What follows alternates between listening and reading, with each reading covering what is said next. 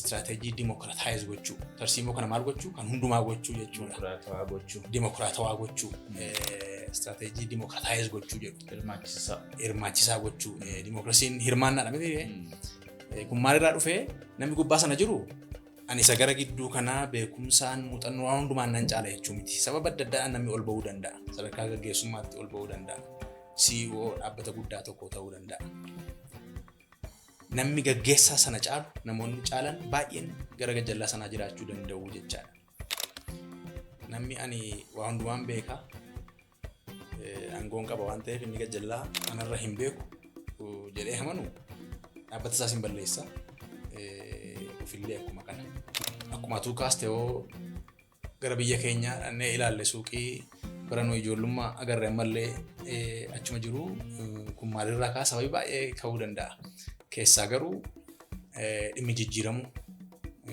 dhimmi waa qorachuu dhiisuu dhimmi tarsiimoo dhabuu sababoota ijoo ta'uu danda'u jechuudha dhimmi haala gaariidhaan gaggeeffamuu dhabuullee dhimmoota ijoo sababoota ijoo ta'uu danda'u jedhee yaada.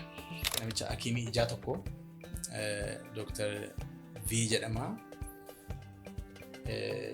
waggaa 55tti soorama ba'a nama biyya Hindiiti. Utoo addunyaa naanna'u McDonald's arga. McDonald's bargarii kana baay'ee saffisaan hojjetanii dhiyeessu. Isa ilaaleetu maal taayoon yaada hojii McDonald's kana gara hikimnaa ijaatti fidee jedhe gaafa namatti himu namitti kolfe. McDonald's fi McDonald's maayini assembly line dha. Inni dinnicha waadu kan biraadha inni foon hojjetu kan biraadha sana walitti fidanii daddafanii matu nama dhiyeessu namni hiriira dhaabbatee jiru takkumatti fayyadamee deema tajaajila argatee deema.